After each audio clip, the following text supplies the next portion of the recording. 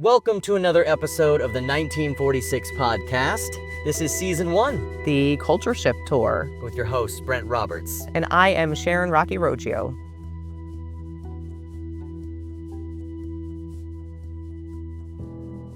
This episode, for anyone who's heard the previous episodes, this one, we got a lot to unpack on this episode. There was a lot. We've got Baton Rouge.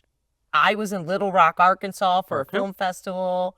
We have Pensacola, and then Jacksonville, Florida. So we're talking Panhandle to the Atlantic Ocean. Yep. Woo-wee. It was a long stretch. That's a long one. And we don't want to forget Mississippi. So we left Houston, and we're going to have another great drive to Baton Rouge. Are we, though? Well, meanwhile, while they were driving, I had landed in Little Rock, Arkansas. Arkansas, I think they prefer to say. I was at the film festival, the Real Queer, that's REEL, Queer Film Festival. And I was supposed to do a sit down with students, local students in the area. So I flew in early. Meanwhile, I'm exhausted. I was exhausted before we left. Began, before you were born. Now we're 9 days into this thing we decided to do. And on the way, the time with the kids get canceled. And I'm like, oh my gosh, thank God. So I land at 11 and I'm like, can I get into my hotel room? So I do. I get into my hotel room. So I'm sleeping. Wow. Much needed sleep. Well, I needed to talk to Rocky because we had yet another blowout. Another tire, it swelled up like a giant blister from the heat because it's midsummer, y'all. It was a hot August. Things started shaking like, uh-oh, Carter. Carter was driving again. I'm like, oh, Carter, what's going on? Is that the road? He's like, I don't think so. I'm like, all right, pull over. We were in the middle of a freeway getting ready to go to like an exchange of freeways. And I'm like, whip in there to this little triangle on the way out to an exit. Oh, that's so dangerous. So we were staring right at the sign, but again, that's worse than before. It was bad. And so our RV is stuck in the middle of traffic whizzing by an exit lane. And we're like, all right, here we go again. I called AAA. And I said, it's time to redeem yourselves because the last blowout, you left us stranded on the side of the road for 3 hours. And I had to call you and wake you up and tell you all the details. Well, you didn't know I was sleeping, and I didn't want y'all to know I was sleeping, and I felt kind of guilty. I'm not gonna lie. I took a shower. I put on my pajamas. A break. I put those, in the hotel rooms. They've got those blackout curtains. Oh wow. Oh, it was heaven. Pampered. And I left my phone on because Dad cares. How's everybody though? Is the morale okay? Oh, Paul's been crying in the bathroom for 3 hours. Liz has got her leg out on the side of the freeway trying to solicit help. I called Rocky only after like the third call to AAA, an hour and 15 minutes in, because I was like, I got this, I can handle this. Once again, AAA, you disappoint severely with roadside assistance. And we were like, what do we do? So we started calling other places, and finally we got a hold of this place. It's near closing time. We're in deep Louisiana, right? It was outside of Lafayette, and this company came to our rescue. This young kid comes flying around in a pickup truck and just like whips his head out the window and looks at us. He's got his girlfriend riding shotgun. She's like, hey, y'all. And he comes over and rolls down the window. He's like, what's going on? And I point to the tire. And he's like, all right, you got a spare? I'm like, yeah, we do, actually.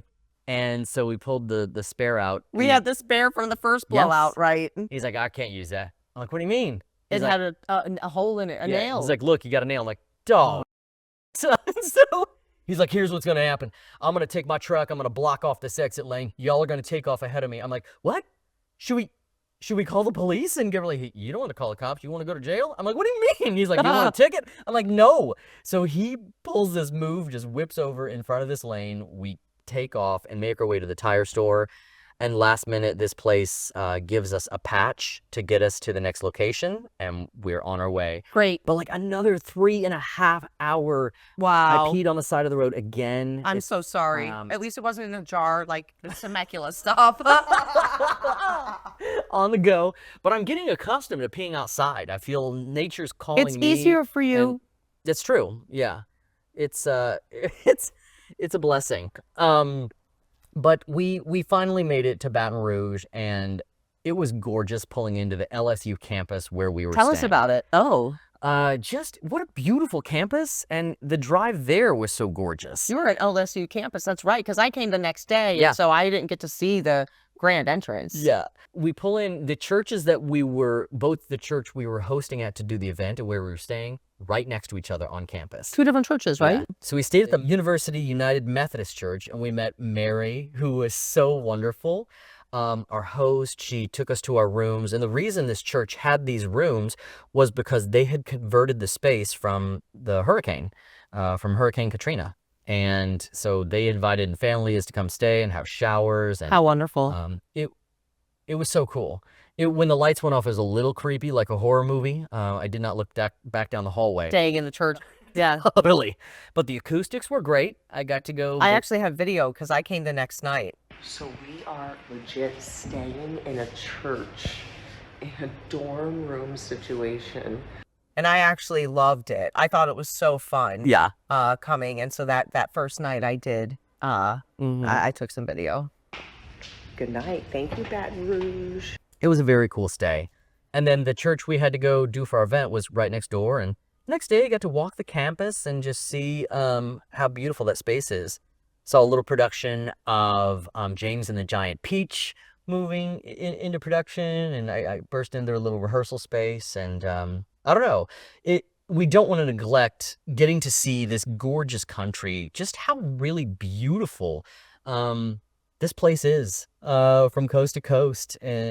The people, the architecture, and even what you get to see at 65 miles an hour going down the road, it really just fills your heart.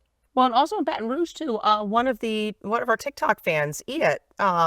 Did you get to meet him? I don't think so. He has been following for years, and sometimes when you see people's handles, you don't really get to see people's face. You don't know who they are, but then you get to meet in real life. Mm-hmm. And he was one of those people that was like, "Oh, that's who you are." It's just like, and it was just so fun to be able to like say hey and hug him, and then hear the reaction right after watching the movie and with the audience, which is so different than watching it at home. Mm-hmm. Experiencing it with a crowd. Yeah. But that was a lot of fun, and Mary was charming. Mm-hmm. But the Louisiana crowd was, again, we've been seeing an older demographic show up to these screenings more so. But it's like them saying, we want to learn, we want to listen, we want to understand something that we've been told our entire lives for decades is one way type thinking.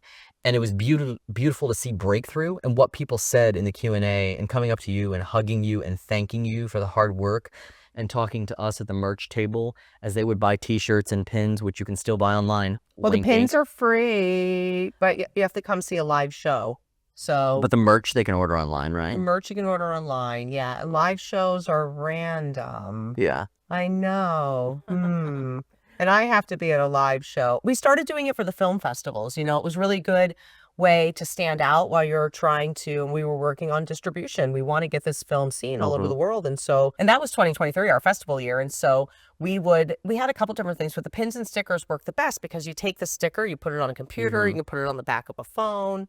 My water bottle. At one point, yeah, we were at the Palm Springs International Film Festival, and one of the programmers told me that Ray Liotta was talking about our film because somebody had a pin on. Oh, that's cool. And the cool. person was like, well, what's 1946? Yeah. And I was like, that's why we do it. And so hopefully, but we really do it not just for the, now with the Hollywood thing with our impact stuff, and for the industry work, again, it's for distribution, hoping to find a major streaming platform to work with us. But when we're out on the street, it's just great again, so that if you do get a t-shirt, somebody's like, well, what's 1946? It's a great conversation starter. So yeah, Kathy and Ed have the pins and stickers too. Sometimes we'll put a little bit of notes in the show on maybe how to find a live event. I don't know how you feel about this, but anytime someone's like, what's 1946? I'm like, well, it's like a queer Da Vinci Code where we discover all these things about That's the a good way to put it, context of the Greek and Hebrew origins. But that was actually one of my original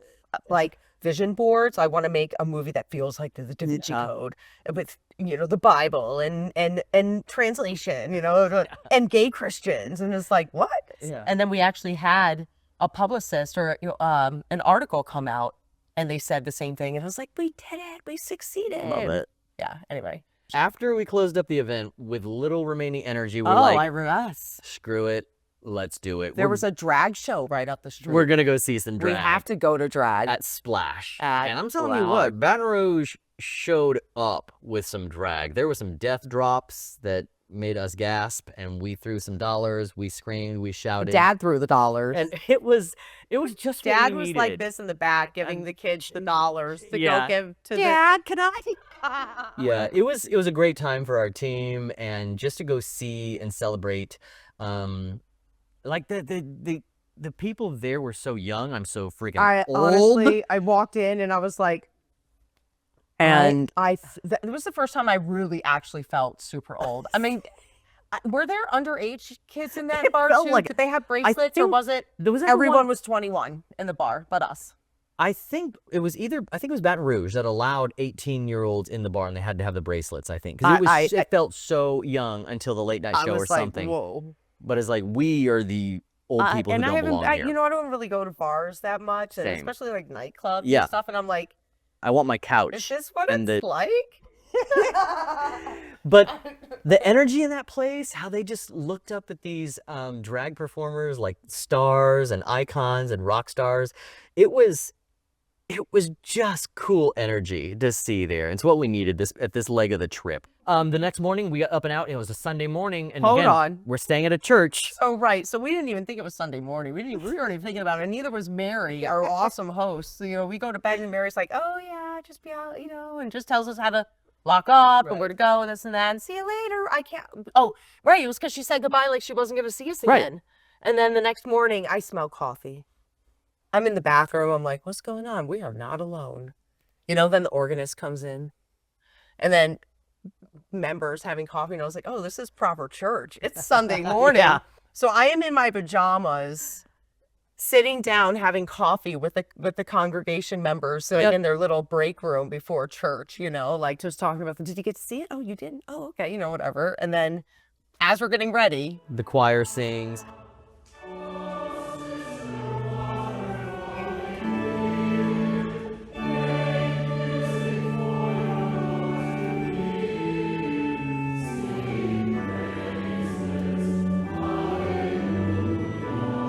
Anyway, the choir woke us up and sent us on our way out of Baton Rouge. It was a beautiful awakening that was kind of a surprise. yeah, we have to talk about the most important thing in Louisiana before we leave. Well, our tell me. Baton Rouge cruise. Our Baton Rouge cruise. Y'all, did y'all know that they're forcing the 10 Commandments now in schools in Louisiana? Yep. And is it now in public spaces as well? I'm not sure if it's public spaces now, but I know in the classrooms they were trying to make sure the 10 Commandments was posted. And I went in with a joke, and it's funny, you know, I'm so incredibly lighthearted, and I walked in with Mary. I'm like, Mary, we're out of here. I don't see the 10 Commandments anywhere in this place we're going. But, man, sometimes you have to be able to laugh lightly at some of these things, because this is serious stuff of like, stop focusing on the 10 Commandments and start focusing on school meals for students and things that would really make a helping hand and difference with your budget and with like the actual words of Jesus. How about instead of forcing words upon people, we can provide action? I like that. That's really good, Brent, you know? Like, I don't think the kids are concerned about thou shalt not covet thy neighbor's. Like, can I just get another slice of pizza? Right. Hey, Like, the kids don't get I missed breakfast this morning. Right. Right, exactly. I think there's so many better ways for states and cities and local governments and officials and people to care about its communities, rather than thinking that's the greatest step you want to take of care and you're concerned about is ensuring that those 10 Commandments are posted on the walls for the kids. And then again, we spoke earlier, and we'll say it again. Then where's the care for other kids who families do not look upon the 10 Commandments or the Bible or the Christian Bible Right. or any one specific point of view? Yep. And religion should not be in our schools. Right. And how about making sure your leaders are following those 10 Commandments instead of worrying about posting them everywhere? Well, that's a whole nother podcast. Zinga, zing. Okay, so we tore on out of old Baton Rouge and crossed through these lower states here by the water, and we got hungry. It was beautiful. It was We gorgeous. did. We decided to take a little bit of a long route and go and look at the Gulf of Mexico. And it was Sunday, It was and Sunday. we're hungry, and we wanted like a good diner options. We want local. We want mom and pop. We want we want to taste the local fresh. We yes. want okay. So we're just looking up places that are open on a Sunday afternoon, and we find this place. And we first of all, Sunday in the Bible Belt, in the Panhandle, everything's closed. Oh, right. So now we're already heretics, and now whatever restaurants open, who are these locals? So we find this place called The Rusty Pelican. And it is, we had to go through some country roads to get there, some swamp Well, right. So as soon as we get off the highway and we're driving through, I do remember saying, y'all, is this a good idea? Right. Should we go somewhere else? Maybe this is the time where we go to a safe space off a highway. Well, we pulled in to this pretty full parking lot, and we had just missed the post-church crowd, and then we roll in. And with our RV, which you can't miss. Cha-ching. And we have this bright beauty hopping out of the RV with heels and makeup and earrings, being beautifully Paul. And we walk in, and the owner's mom's there. She's like, "Hey, y'all!" Just welcomes us on in and says, "Was that you in that RV? That's so cool. Come on in. I don't work here. My son runs my son. I just help out on Sunday mornings. It was She so was wonderful. amazing. And then the son came out to meet us and offered us free beignets. Yep, we got free beignets. Oh, we they told were- them what we were doing and where we came from. And the hospitality was top. But His then wife was Vietnamese. Mhm. She's the cook. And she came out and she offered us a dessert tea and yes, other a Vietnamese tea. options that she's bringing to They that had community. pho Yes. at this amazing place. pho. And Vietnamese sandwiches. It was so good. And then a mix of Southern food. It was like, I had where did we biscuits and find gravy. this place? yeah, it was. No wonder it was packed. Besides, there were all the other Sunday restaurants were closed. Right. On top of the food, it was just their spirit of hospitality and welcome and curiosity about us to, again, say, what are you doing? And we took the opportunity to look, okay, this is And a they- safe one to share Yeah. who we are and what we're doing. And they were really interested in learning and they felt invited into our non-threatening approach, which is who we are when you get to know us, and then also the film, what the film does. And so we ended up, so the restaurant closed at 2. We were there. We were the last shut it customer to leave. down. And they were so excited. They told every cook in the back. And we took a group photo with all of their workers Outside the with Rusty RV. Pelican, It was yeah. amazing. And then they took a stack of our flyers to pass out to local community members. Yeah. Pretty cool. It was a really beautiful moment of many, very similar to that, as we made our way on into beautiful Pensacola, Florida, Pensacola. where we had a cute Airbnb. We got but an Airbnb, and the pool there was a Oh, salt water so pool. nice. That was really Yeah. nice. The mosquitoes, not so much. Yeah, But Dad went and got new tires for I the did, RV. yep. So all new what- tires. y'all did a round table, We which did. I haven't seen yet. I'll watch it here with the podcast. We sat down and we had a nice little chit chat. My favorite stop so far has probably been Baton Rouge, because it really surprised me how, I think a lot of the stops have surprised me in terms of how accepting they were, but Baton Rouge just had a very unique charm to it, and the people that we met there were kind of exceptional to me. Probably my favorite place has been Frisco, just because I had a bad experience in Texas with a family wedding in Fort Worth years ago where literally we were ostracized because we were from California. And so I've had these thoughts about Texans, and then we have a breakdown just on the Texas-Oklahoma border, and these rough-looking Texas dudes went above and beyond to help us get back on the road. They were so kind and so sweet, and I was like, I wonder how they're going to think about me. And then just being in Frisco, meeting the people there, meeting a couple of women that have trans daughters that are having to travel to California to get care.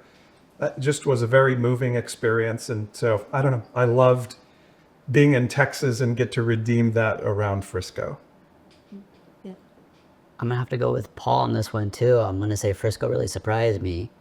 And then just also the church in Houston had probably the most flags that I've seen inside a church, where it was just the pride flag everywhere. It was just you are welcome here.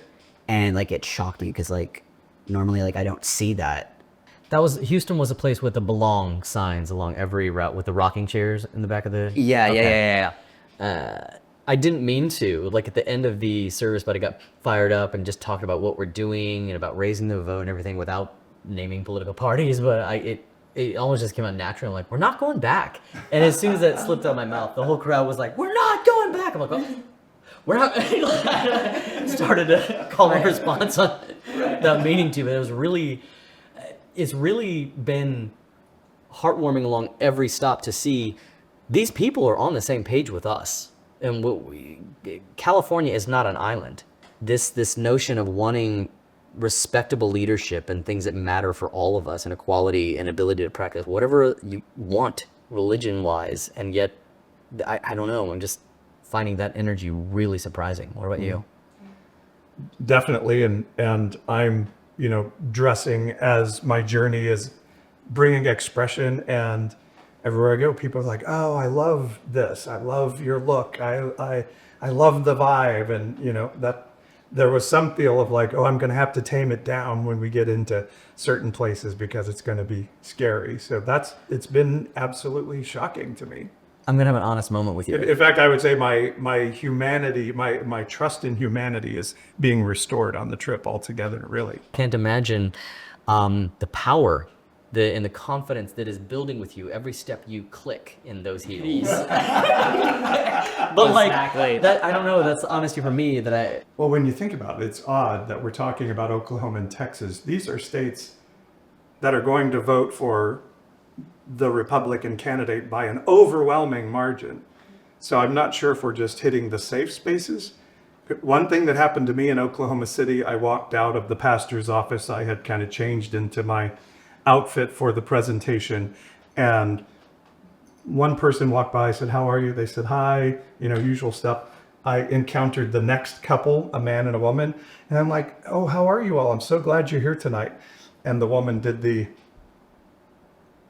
and just walked on. Didn't say a word, and the husband like side-eyed as he walked by. So those people are out there, and maybe we need to get out in public more, I don't know, to run into them, because these are states that are going to overwhelmingly vote Republican in this next election and vote against our rights as human beings, in essence. Yeah.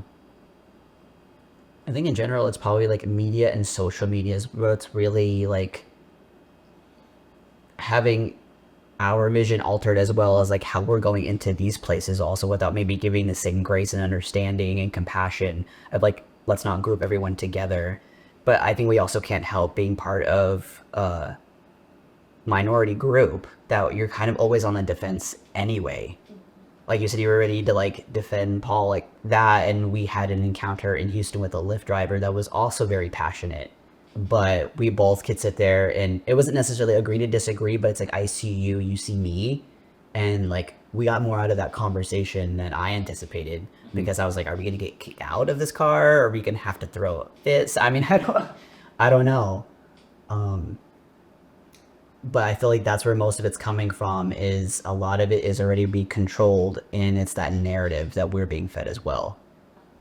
I feel like we've gotten some sort of side eyes, but I think also what is somewhat an elephant in the room is like acknowledging like white privilege as well, where I'm like, I think that also some of the reason that no one has done anything and is like only side eyed is because like it's like a majority white group, where it's like there's not, and because they don't like know us personally, I feel like there's more of like side eye, but not necessarily like an approach, which I mean personally makes me feel somewhat safer. Like I feel like it's a safer experience for me because I'm traveling with people who have that privilege, which I think is interesting. And I don't know if you feel the same way.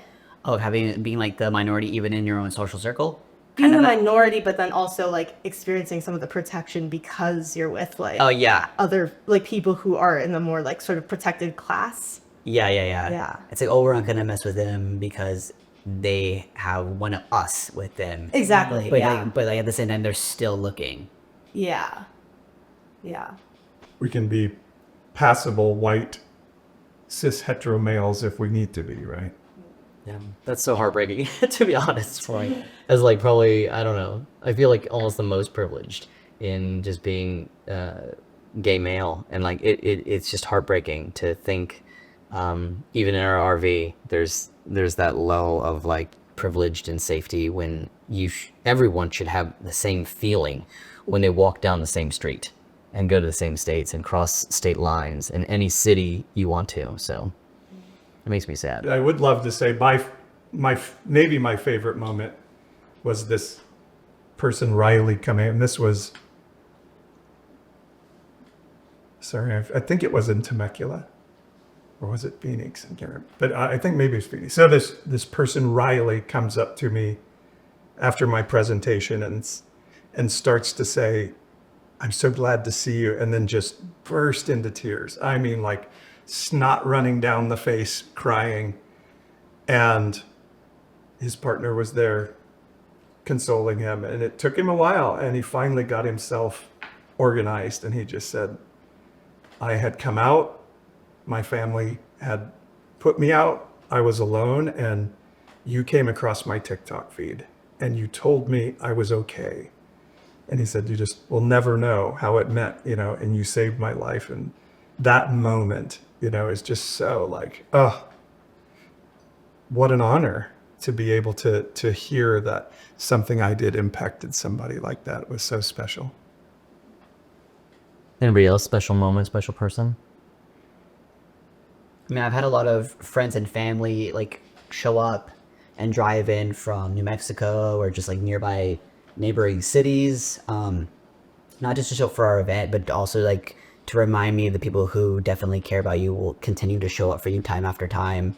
And I think that also goes like with like our hosts as well, and just any friendly face that we run into along the way. It's just like those people will show up at time and time again, and just to make more like memorable moments for me to like carry on such a unique once in a lifetime journey that we're all a part of. Which we ended up in Phoenix on your 29th birthday where your brother lives. That was really cool. Yeah. That's almost like Providence. Yeah. It's beautiful. Yeah, we didn't know if it was going to happen, like different schedules and stuff, but no, like it ended up happening on the day. And we definitely had a moment later on in the pool when we were all having our pool time, like just talking about it. And it's like, wow, it's just like when things are meant to be and you don't try it. And I don't believe in coincidence. I think everything is usually in divine alignment. And so God was like, just watch, wait and see. Our host for our event was the Pensacola Little Theater, which was this awesome theater community downtown Pensacola. And the downtown Pensacola was so cool, really right? rich. And that building had been there for a long time. It used to be the city hall and the jail. Yeah. Yes. So we heard some haunted stories. We got a haunted tour of the theater from the hosts. Yep. That was interesting. But our invitation came from the Stamped Film Festival. Exactly. Sid and Aurora. Yep.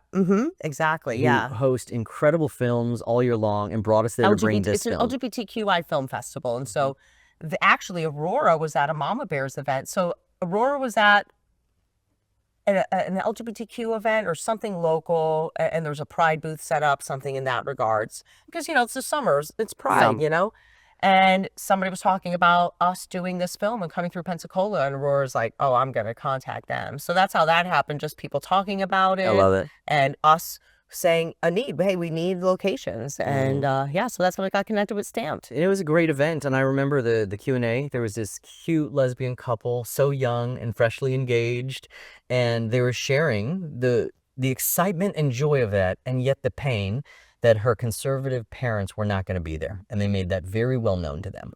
And another powerful moment was one of the Mama Bears stood up and said, I'll be there. I'll be your mom.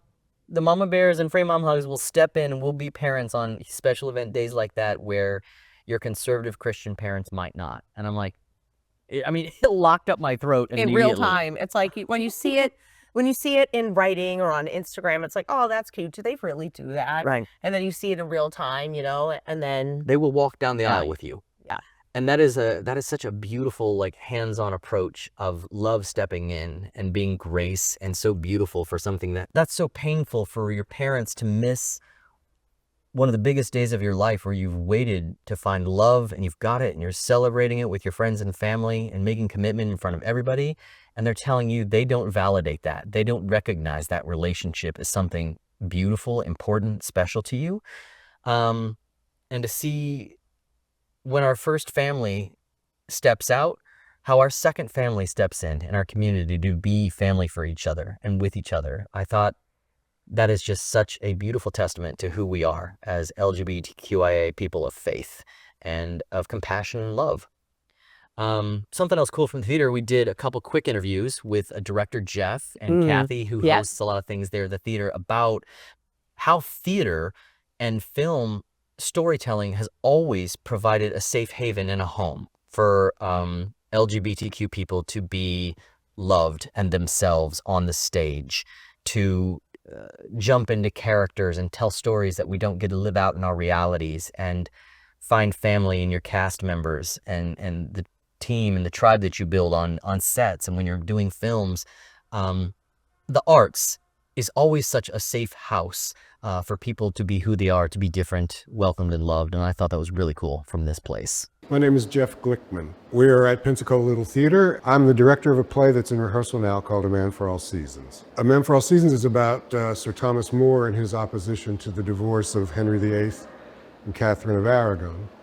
Now, I'm not setting it in the time that the story takes place. I'm setting it in the 50s because I find some really strong parallels to that oppressive society and our oppressive society. I grew up as a Jew. Well, I lived in Philadelphia. I lived in a mixed religious area. It wasn't one thing or the other. It was all white. I went to Hebrew school. I got punched around by the kids from the Catholic schools. And then once I became an adult, I moved out on my own, and it pretty much I left all that with my family. Coming down here, I was surprised at the overt anti-Semitism that I felt. And there was no kinship, even in the distance, if you understand what I mean. It's like you go by a synagogue and you go, okay. As a Jew, here there's 2 synagogues and, they throw bricks at them. So it's been a little frightening over the past couple of years with the rise of anti-Semitism. I don't think we can really say where it came from. Once the kids drew swastikas on the bricks and threw them through the Chabad Center's window, which was about 8 or 9 months ago, I felt real shaky about that. I mean, I just remember being a kid and they'd grab me by the coat and say, "You a Jew?" And if I said yes, I got punched. And if I said no, I got punched. So I never knew really why I was getting hit. I think televangelism had a whole lot to do with the pushing back of religion. I think that all the Jerry Falwells and all those characters have really done a really bad thing in regards to what people think of the people who preach and teach and are supposed to set those examples. All that stuff, I think people just go, I'm afraid of this. The theater for LGBTQ people is a sanctuary. It's a place that they can allow their talents to flourish. It's safe. It's as safe as it can be, I think. That doesn't mean much, but when you do a play, when you do a film, when you do this sort of work, you are so dependent on the other people. And unless you're a psycho, you want to find the good things in those people and you want to love them. As a leader, as a director, you want to bring out the best things in those people, and you don't do that by intimidation or hate or castigation or segregation or whatever you want to call it. It's a place to sing and it's a place to get dressed up and it's a place to be that flamboyant, if that's even an acceptable word anymore. I don't even know what to say sometimes about all that. But there it is, and you get applause for it. And you can go home and you take your makeup off and then the rest of your life continues. But you've added such value to be able to share a talent with an audience and to receive some sort of a response. But we all need that. But if you're shut out of certain things, if you're shut out of shining your light in certain rooms, then if you get into a room where they put the light on you, well, hell yeah. Why wouldn't you be there? Being in that room together, we share something. Whether we take it out or not, that remains to be seen. But that mutual experience is critical to life. I mean, the theater is a celebration of Dionysus, and he's the god of merriment and joy and wine. That doesn't mean that you don't have Clytemnestra and Agamemnon and horrible Greek tragedy. It comes out of that need to share experience or to elevate experience so that we can see ourselves in a story. My hope for this country is a more equal distribution of wealth, a more equal distribution of opportunity, an emphasis on the creative, a lessening of this cult of money, these billionaires. I'll tell you a funny story. I work for wealthy people. My wife and I have a business and we do specialty finishes and plasters and gold leafs and things. So our clients are very well off. We're negotiating this job out in Colorado. This guy bought a house and blah, blah, blah, you know how it goes. And he keeps saying, well, I got to put you off. I got to put you off. I got to put you off. And we just keep scratching it off our calendar. Why do you have to put us off? He says, well, you know, I can't get any materials. I can't get any help. The billionaires are squeezing out us millionaires. And then you appreciate his context in a very weird and up way. But you have to appreciate it, just as I would hope everybody would appreciate everybody else's context if they share it that way. I don't know what else to say about that. That story still takes me out. What's your favorite show of all time? Hair. I saw the original Broadway production when I was 15 or 16 years old, and it really changed me. But the show that really changed was the first play I ever saw was Tennessee Williams' Glass Menagerie.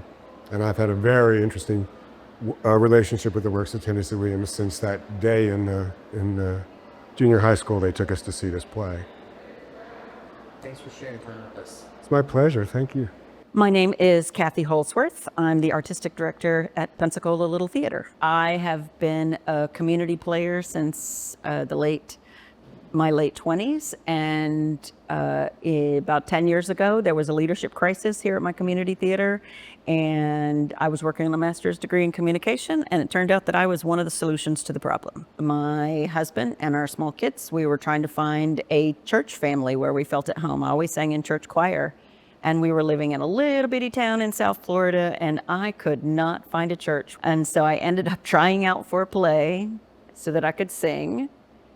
And I don't go to church at all anymore, but I do go to the theater. My husband was brought up Catholic and I was brought up Methodist. And when we were trying to get married, the church was actually the hindrance to our dedication to each other. And that was the beginning of really the crumbling of that mountain that I thought I was going to live on. As I aged and especially when I became my own parent myself, I discovered the church wasn't telling me the truth I was looking for anymore. There's an imbalance there in the way that we as humans have interpreted what could be good words, but have been turned them into just manipulation. And I don't understand how we got to where we got, the continued need for patriarchy, the women who allow themselves to be suppressed and oppressed, and we've already proven that it doesn't work for the old white man to always be in charge. We've proven that, and they want to go back to it, and I don't understand that at all. But I think that we all, regardless of where we come from and what we do, whether we are teachers or artists or stay-at-home parents, or construction guys, you have to get involved in the politics so that the wrong people don't get in charge. We've gotten lazy as a democratic republic, and that's how the wrong people have become to be the leaders in our country.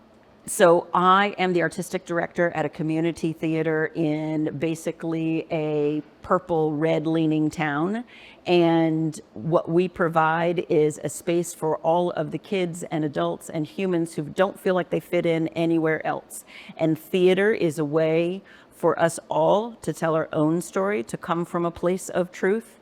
Why the arts is full of rainbow, I don't know, but being a cis white woman, it is my pleasure to be a mom that hugs everyone, to create a home space for everyone who is misunderstood by their own family, by their own school, by their own job, and to be able to tell other stories besides Maria von Trapp and Agatha Christie. There are other things out there to be told on stage, and theater allows us a chance to tell a variety of stories and for audiences to accept it whether they don't accept it, do or don't accept it outside of this building.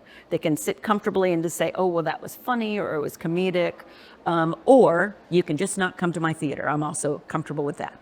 My favorite musical of all time probably actually has to be Quilters, which is a small female-centric musical, Appalachian music, gospel, went back to that music. And it is women telling American stories through stitching and through folklore. And it does deal with the oppression and suppression of women as human beings and what they had to put up with in order to make America what it became. My faith today is in my own truth. It is in the truth of goodness. It is in my family. My faith is in what makes me a good person, what is the right thing to do, and that includes love and acceptance and open arms and intelligent thinking and lots of book reading and paying attention to the real things that matter, and then sprinkling it with a lot of stuff that doesn't. Well, we went to Jacksonville. Jacksonville was not on our original schedule. So you can see it's listed 9th here, but actually we went to Jacksonville 8th and then Sarasota and then to Birmingham. But Jacksonville was added because I got a call from my friend Tim, who is associated with the Wild Goose Film Festival, or it's the Wild Goose Music Festival. And this year we weren't able to participate. We didn't get invited in time. And so Tim was like, let's see if we can bring you into Jacksonville. And I was like, all right, that would be amazing. Let's do it. And a lot of this is resources too, right? So in Sarasota, we didn't really have any places to stay. So we had 3 nights in Sarasota and the company paying for everything. And that was just going to really hurt our bottom line. And so with resources in Jacksonville, I was like, sure, let's go to Jacksonville. We'll spend 2 nights in Jacksonville. We'll head down, do 1 night in Sarasota, and then head to Birmingham. So we plan on doing another church overnight, which we had fun. And the Baton Rouge church thing was fun. It was great. I'm like, staying in a church sounds like it's like summer camp for us, 2 full bathrooms with showers and bunk beds and rooms. It was awesome. So we did check in with the church, and I actually know one of the pastors, Amber. Hi, Amber. Love you very much. Amber Kearney. And had been a supporter and a social media fan for a long time. And so I'm like, oh, Tim, Amber's church, that's amazing. Like, who knew? You know, this is where your church is? And Amber said, you know, they had the whole facilities. Now, at the time we spoke a month earlier before we landed, Amber did tell me they were renovating and that there weren't showers available yet, but they were working on it. By the time we land, there should be showers. And I'm like, okay, great. You know, and I'm not thinking about it at all. But of course, you know, we have a big crew and I wanted to make sure everyone was comfortable. So I was going to see about possibly putting Paul or somebody up in a hotel because they didn't have as many rooms in Jacksonville as they did in Baton Rouge. Yeah. So I definitely sent a text message with a couple different things in it and asked again, how many rooms, how many showers, and then asked another question. The other question was answered, responded to by Tim, but no one responded to the other one. And I'm like, well, it's got to be fine. Everything's going to be fine. Now, we've got a rhythm at this point of when we arrive someplace, like unlock this, open this, bags out, hot. bags in. We're tired. We're sweating. We got that RV parked. I immediately got all the bags out and sitting Everything next was to the RV. out. We were ready to go. We walk up to meet Pastor Adam.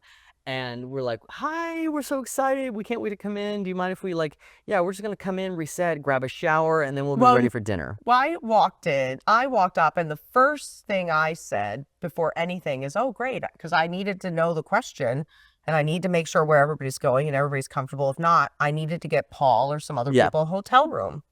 So how many bedrooms do you have? And Adam responded 2. And I was like, okay, we're going to need to get some hotel rooms. And I'm like, and how many showers do you have? And he goes, oh, there are no showers here. And I was like, oh, okay.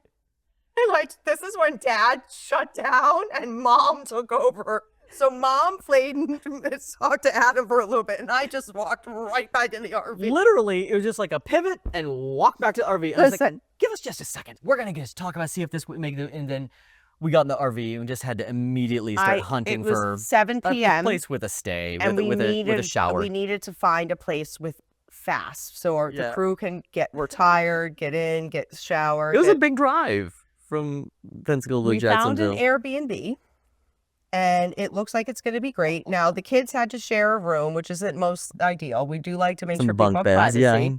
But they said yes, everybody was okay as long as we have showers. We love hot showers. What do you think about the another dorm room situation? Are y'all okay with this? I mean, we're gonna have to make it work. Tell the truth. We're gonna have to make it work. And I was toasty from unloading, loading, and I hopped in the you the only shower. one that showered Yes, that night? I took a quick shower, and I was Where's like, everybody else? "Oh, this feels great." I A did shower nice- that day too. Okay, so yeah, so you tell the story. I took a nice, cool shower, And you're singing. You are loving it.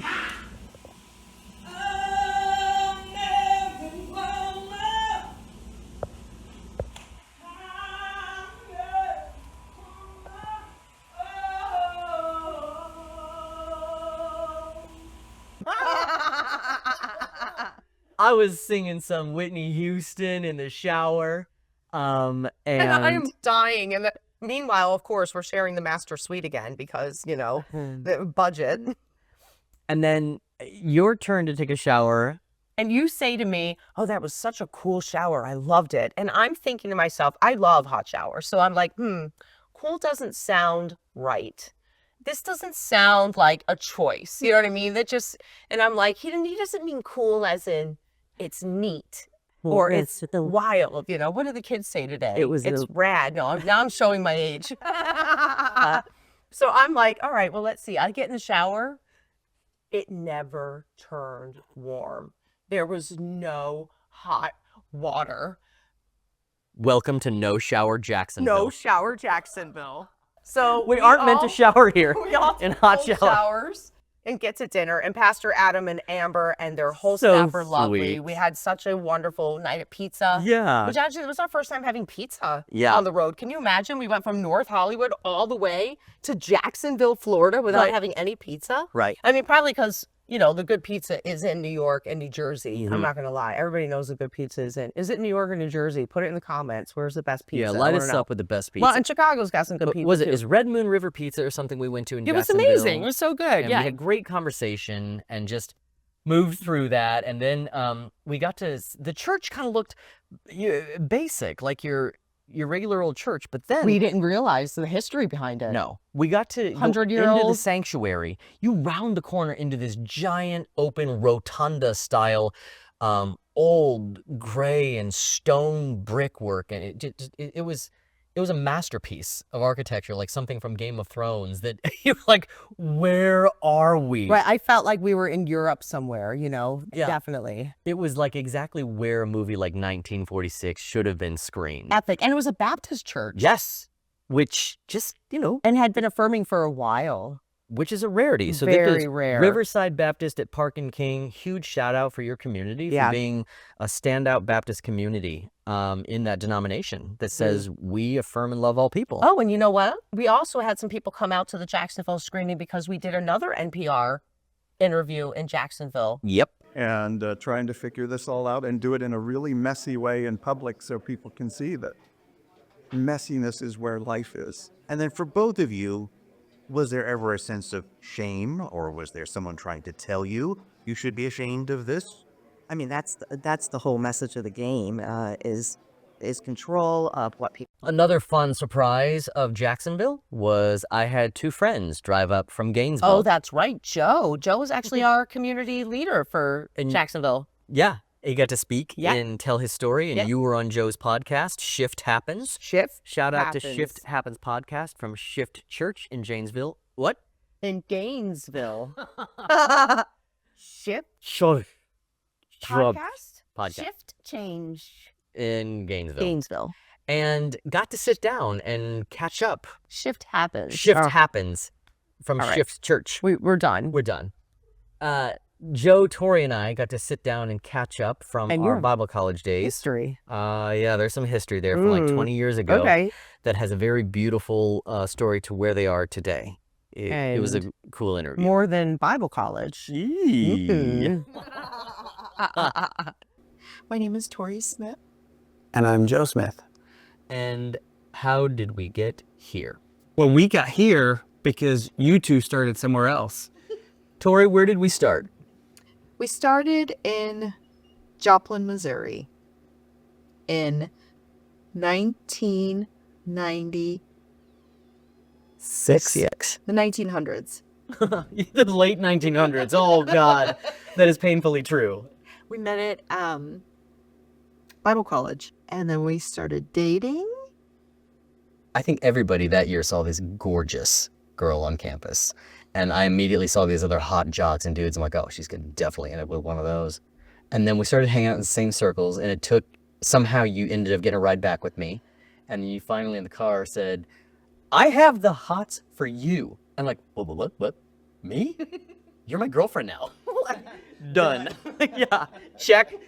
And so we dated for like a year and a half, and then we broke up. You broke my heart. It sucked. It did. It was a hard one.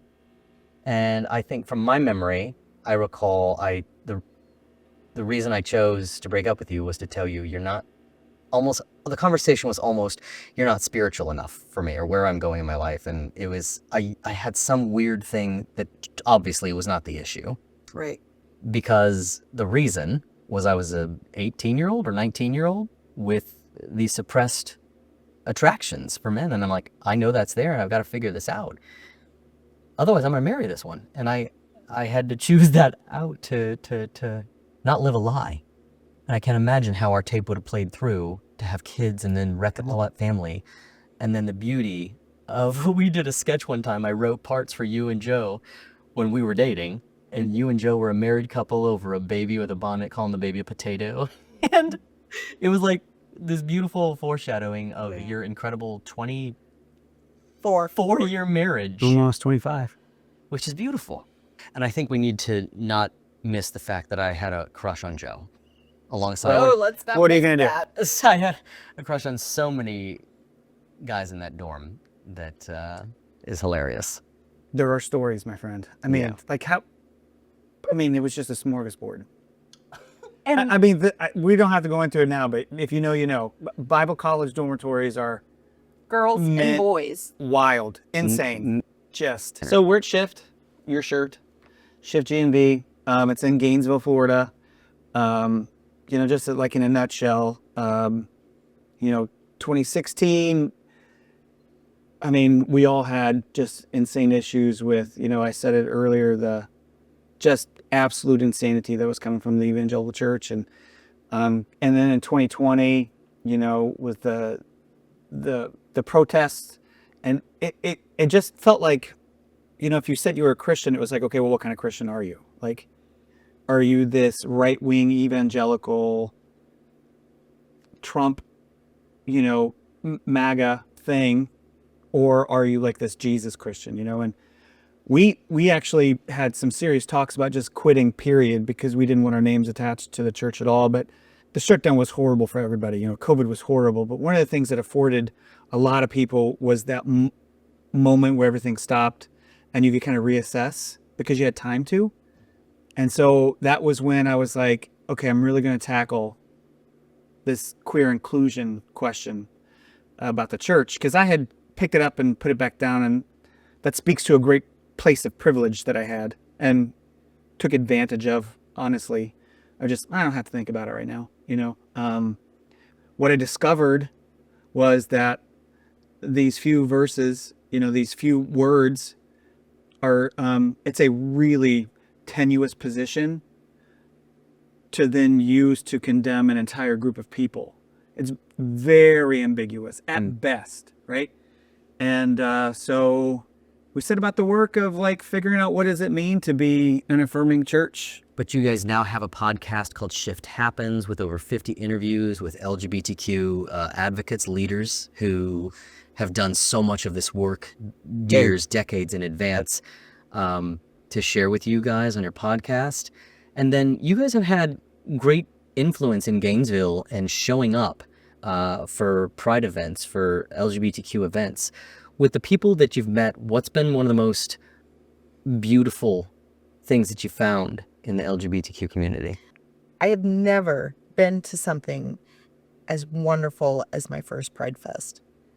It was, and it's a day that I look forward to of all year, and I have just never been a part of something so beautiful, so honest and raw and Fun. comfortable and fun.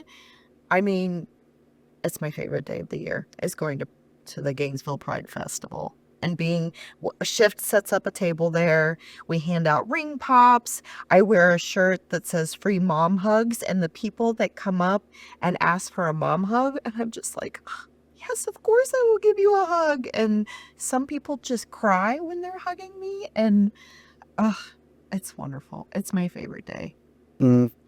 Joe, what's been one of the most impactful things you've done? Well, I was going to say it wasn't something I've done. It was the relationships we have. Yeah. I mean, we lost a lot of relationships, you know, like we lost our church's association, and we lost a lot of friends. We've had since Bible college. Yes. Well, but it's been a minute. And so like now it's like, I don't know, if you choose to remove yourself from my circle, Yeah. How'd that affect you, Tori? It's harder for me. Why? Well, just those relationships that you've had for, I don't know, it was all it was a hard process. And I was sad for some of those relationships that we lost. people that stood with us at our wedding, Yeah. you know, but the relationships that we have gained since, more than make up for anything that we've ever lost. And like, there are people that are in our lives now that like I would go to war for, you know, but if I would go back to talk to myself, it would be get over yourself. Because for me, and I'm convinced of this for much of conservative evangelicals, is it's a group identifier, it's an ego thing. And if I could go back and say, you need to learn to observe and check that ego. And so your view is just your view. So just breathe, just relax. Yeah. I cannot imagine being on the other side of where I am now. I don't want to be associated with those people. Don't call me a Christian. I just don't. Yeah, I think locally, there's a lot of like, Moms for Liberty is huge here. And we feel that in Gainesville, there's a lot of fights at the school board meetings. So it's a lot of showing up and speaking out against it, calling it for what it is. It's harmful. There are, I mean, it's demonstrably harmful to kids, this stuff that's happening in the schools. I will say that there is good news, that this past legislative session, 22 of 23 anti-LGBTQ laws proposed in the session were neutralized or defeated. Thousands of us showed up at the Capitol, emailed, called. So there's a real renewed sense of hope in the state that people are getting tired of the extremism, because they're seeing it for what it is. And not to like do the whole like red versus blue and all that type of stuff. But I mean, here in the state, it is literally MAGA and Democrat. Like there's no Republican Party. And I mean, here in Jacksonville, they just elected their first Democratic mayor in who knows how long. That was a huge win. So there's this like renewed energy, a renewed sense of hope that, yes, this is horrible, but, you know, there's a light at the end of the tunnel, hopefully. So yeah, a really beautiful story how they have become an affirming church. And we have so many friends from Bible college who they have lost friendships. They have lost their churches, like so many other allies I know in the Christian community.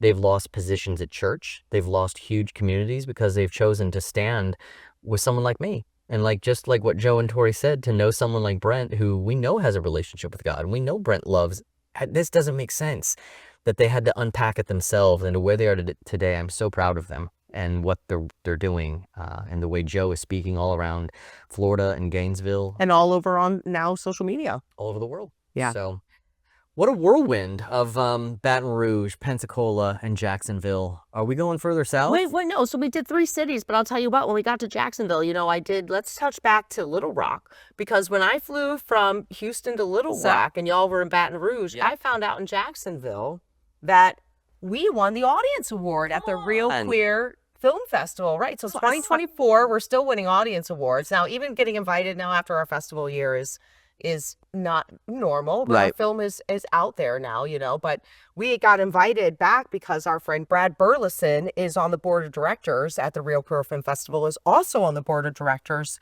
of the Hot Springs documentary film festivals, which is in a different part. It's in Hot Springs, Arkansas. Okay. And it's a non-LGBTQ film festival, and we won the audience award there in 2023. So to win in the middle heart of the Bible Belt, Right. you know, and in Arkansas at a non-queer film festival a year earlier, and Brad told me that our film almost didn't even get in because of the content. And I mean, the content is just people are afraid to talk about these things. And honestly, our movie, again, it's a non-threatening exploration in the way that we present the film, but people are afraid of it. And we've been turned down. We've been turned down by major LGBTQ film festivals because we talk about the religious thing and they want nothing to do with it. So we get turned down on both ends, but Brad's like, no, push it through. And so they gave us the worst time, the worst day, he said, for us to show the film. He's like, really, at that time, no one's going to show.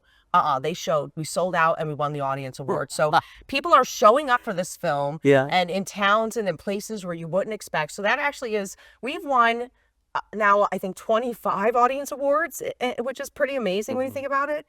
And that one is one of my favorite, that story. But then to get invited back to Arkansas and to win Real Queer while we're on this amazing epic journey together, it is pretty cool. But then we ended up meeting another addition to our team, which we then found our Superman, Elliot, which we'll get to meet our cinematographer in Memphis. In a future episode, In a future episode, who is connected, lives in Little Rock and connected with Brad. And I'm like, hey, Brad, we need some help. Do you know anybody who can come and help us out?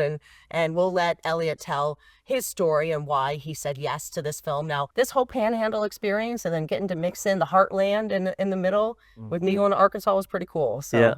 And then we're almost halfway through our trip across America. Winning. So on the next episode, we're going to be heading to Birmingham, Alabama, where we get to talk to Lindsay Booker. Sarasota and Birmingham coming up. And thank you for tuning in for another episode. We'll see you next time. Bye.